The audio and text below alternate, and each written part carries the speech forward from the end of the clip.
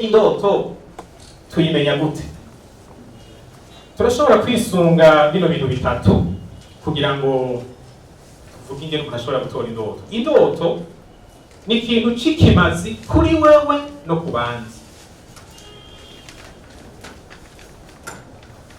Ngira ngaruke kw'ijambo navuze mu kanya gaheze. Hariho ibintu dukeneye mu buzima. Turakeneye amafaranga, turakeneye aho tuba, hariho ibintu bifatika dukeneye. Mugabe ivyo ntituvyitiranye n'indoto. Kuko indoto ni ikintu no mu nyuma yo kubaho kwawe kizosigara kirafasha abantu. Ni ikintu gituruka mu mwitwarariko w'umutima wawe. Ni ikintu kikuremereye, ni ikintu kikuraje ishinga, ni ikintu kikubabaje, ni ikintu umutima wawe witayeho. Si ikintu ukora kubera wabonye abagikoze bateye imbere.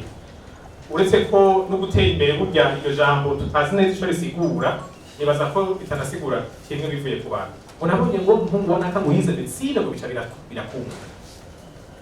Mon frère, wowe uri senje yo kwigana abahungu banaka.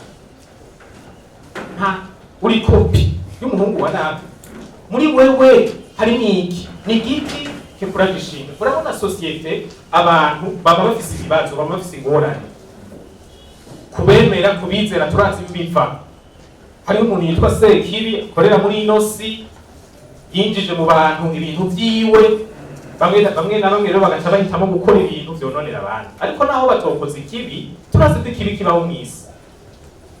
Indoto y'ukuri ni umuti ku ngorane kanaka muri societe.